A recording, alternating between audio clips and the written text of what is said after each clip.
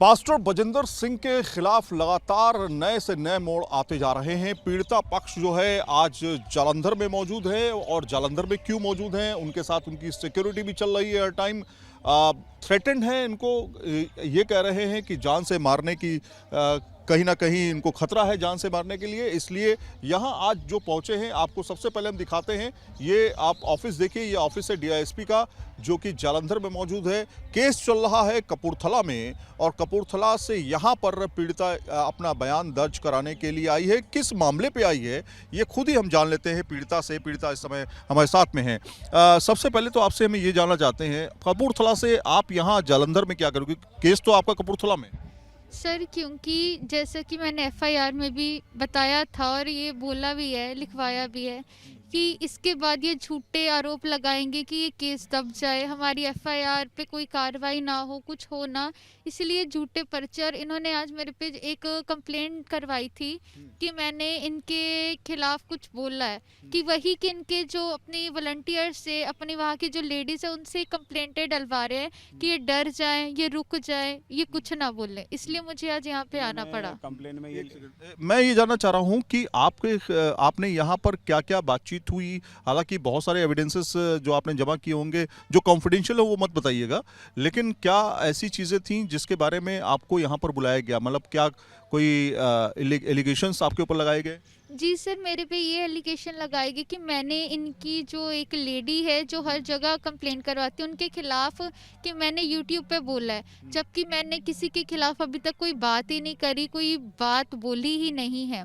और जब मैंने यहाँ पे आके एविडेंस दिखाए कि इनकी लेडीज़ ने एक विक्टिम का, सर जहाँ तक मुझे नॉलेज है, नाम लेना अलाउड नहीं है।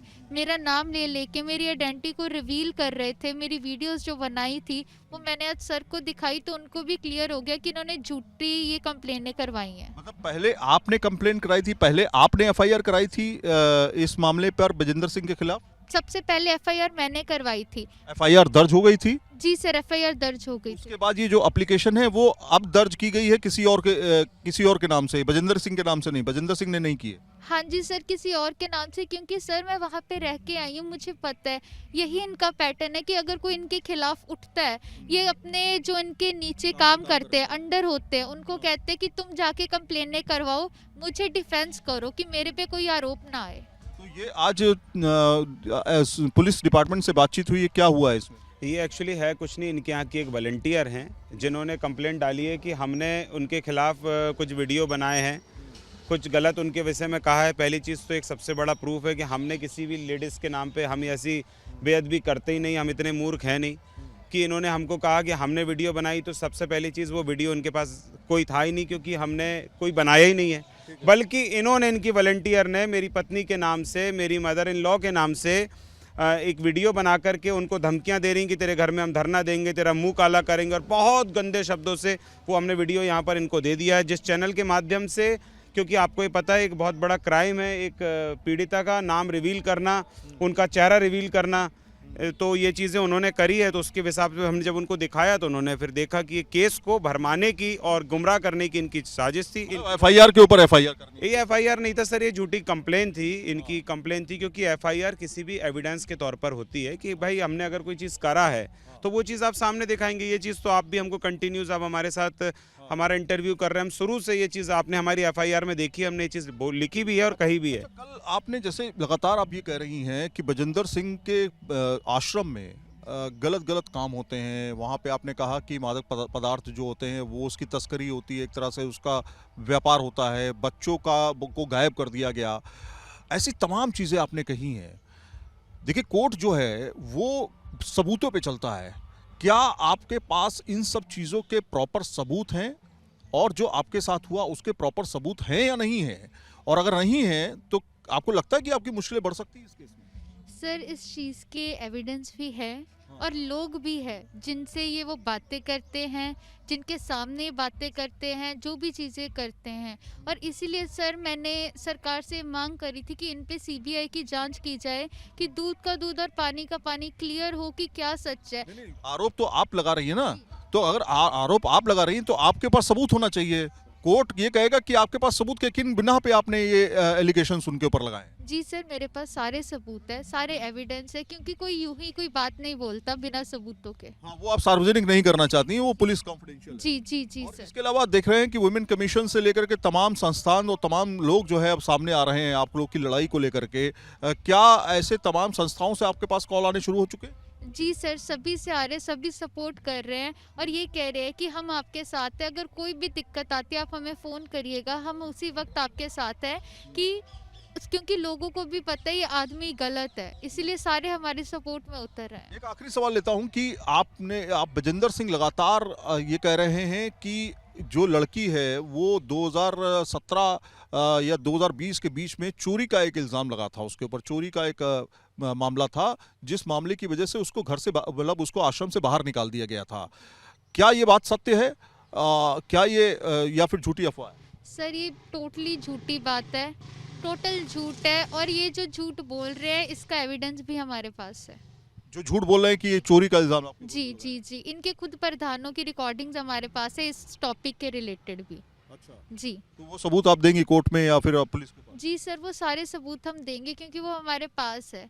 इस ऐसे तो सर ये किसी को भी झूठा ठहरा देंगे बिना सबूतों के, हमारे पास सारे एविडेंस है सर। अब आगे की क्या आप लोग की प्लानिंग है? किस तरह से आप लोग इस लड़ाई को लड़ने की तैयारी कर रहे हैं? सर ये तो सारी लड़ाई प्रशासन के हाथ में है। हमारे पास इनके खिलाफ ठोस सबूत हैं जो ये इल्ज़ामात इन्होंने लगाए हैं, और हमने एफआईआर करने के पहले ये बात पहले ही बता दी थी कि इस तरीके के, क्योंकि आप इनके पुराने केसेस को उठा करके देखिए, वो उन पीड़ित बहन के साथ भी ये चीज़ें हुई हैं। ये इनका एक सिस्टम है, ये प्रॉपर उसी सिस्टम पे चलाते हैं और उन्हीं लोगों को आगे करते हैं। और अभी जब इस चीज़ का न्याय होगा और जब इस चीज़ के लिए प्रशासन से हमने सीबीआई की जो जांच की हमने बोला है, और उसको जैसे भी ये चीज़ होती है तो आपके सामने सारे सबूत आ जाएंगे। इनके कौन से प्रधान का कहाँ लिंक है, क्या चीज़ है, क्या क्या काम करते हैं, कौन सी स्मगलिंग में इनका हाथ है, ये सारी चीज़ों के हमारे पास सबूत है। और जब इसकी जानकारी प्रशासन को भी लग चुकी है, वो सारी चीज़ों की अपनी छानबीन अंदरूनी तरीके से कर रहे हैं। अच्छा, ये बताइए, आपने कहा था कि जो ग्राउंड है वो उनके पास दो चर्चेस हैं, एक तो जालंधर में है और दूसरा है चंडीगढ़ में। सर 2 चर्चेस हैं इनकी। और उसमें आपने कहा कि बहुत सारे ऐसी चीज़ें दफन हैं उस ग्राउंड में, बहुत सी चीज़ें ऐसे दफन है जिसको खोदा जाए तो बहुत कुछ निकलेगा, ये आपने कहा। किस किस बिना पे कहा? क्योंकि सर ये चीज़ें वहाँ पर हुई है, सुनी है, देखी भी हैं। अच्छा, सुनी ऐसे नहीं है कि ऐसे कोई फालतू की बात पे हमने कर दिया। कि जब वो सामने टेबल पे बैठ के बातें होती थी तो उसके बिहाफ पे वो चीज़ें मैंने क्या बातें होती थी? एक पॉइंट बताइए जरा। कि यहाँ पे जो चीज़ें मैंने बताया, बहुत सी चीज़ें दफन उसके रिलेटेड जो बातें होती थी सर। जो लोग गायब हुए। जी जी जी सर, उनके रिलेटेड जो बातें होती थी, और ये सबूत जो है ये जब इंक्वायरी होगी तो उनको सारे दिए जाएंगे। उसमें बच्चे भी शामिल हैं? सर उसमें लड़कियां और लड़के दोनों शामिल हैं, माइनर? माइनर भी और एज्ड भी। तो ये वो परिवार है, ये वो दंपति है जो कि लगातार जो है वो यहाँ पर पुलिस प्रशासन के पास आकर के अपनी गुहार लगा रहा है। आज ये एक मामले में जिसमें इनके ऊपर एक एप्लीकेशन लगाई गई किसी कॉन्स्पिरेसी को लेकर के, उसको लेकर के इनसे पूछताछ करने के लिए ठीक यहाँ पर डीआईएसपी ने इनसे मुलाकात की और इस पूरे मामले को समझने की कोशिश की। सवाल खड़ा ये होता है कि एक लड़की इंसाफ की लड़ाई लड़ रही है। हालांकि जब तक पुलिस इन्वेस्टिगेशन पूरी नहीं हो जाती है तब तक हम ये नहीं कह सकते कि कौन सा पक्ष गुनहगार है, कौन सा पक्ष बेगुनाह है, ये हम तब तक साबित नहीं कर सकते। लेकिन ये बात ज़रूर है कि एक महिला है जो कि लगातार ये एलिगेशंस लगा रही है कि उसके साथ नाइंसाफ़ी हुई, उसके साथ छेड़खानी हुई, उसके साथ उसको फॉलो किया गया, उसको छुआ गया। कई तरीके से उसने एलिगेशंस लगाए हैं पास्टर बजिंदर के खिलाफ। लेकिन पास्टर बजिंदर इसको पूरी तरीके से नकार रहे हैं। वो कह रहे हैं कि ये लड़की जो है दरअसल इसके ऊपर चोरी का एक इल्ज़ाम लगा था और भी तमाम तरह के एलिगेशंस पास्टर बजिंदर सिंह की तरफ से इस महिला के ऊपर लगाए थे। ये महिला दरअसल जो है 2017 से और 2020 के बीच में, चूंकि इसके माता पिता उसके पास्टर बजिंदर सिंह के यहाँ जाते थे, काम करते थे, और उसके बाद इसी महिला ने वहाँ पर 2020 से काम करना शुरू किया था। 2017 में ये माइनर थी, करीब 17 साल की थी। तब से बता रही है कि इसके लिए इसके ऊपर जो है प्रताड़ना इसकी हो रही है, इसलिए इसको माइनर की तरीके से पॉस्को एक्ट जो है वो या कहें कि नाबालिग की वजह से इस पे पॉस्को एक्ट लगना चाहिए, लेकिन इसकी मांग रही है। अभी तक फिलहाल इस मामले पर जो ताज़ा अपडेट है वो ये कि महिला को बुलाया गया था एक दूसरे मामले पर, जिसमें बताया जा रहा है कि उसके सगे संबंधी जो हैं उनकी तरफ से ये मामला दर्ज कराया गया पुलिस में, जिसको लेकर के पूछताछ जो पीड़ित महिला है उससे आज हुई है। अब देखना यह है कि जो महिला ने एफआईआर दर्ज कराई है पास्टर बजेंद्र सिंह के खिलाफ, उस पर क्या कार्रवाई होती है, क्योंकि 354A, 356D और 406 का मामला जो है वो इस पर दर्ज किया गया है, वो बजिंदर पर दर्ज किया गया। अब देखना ये होगा पुलिस इस पर क्या कार्रवाई करती है। तमाम तरह के संगठन अब इस मामले पर सामने आने लगे हैं। न्यूज़ नेशन लगातार इस खबर पर अपडेट आपको पहुंचा रहा है।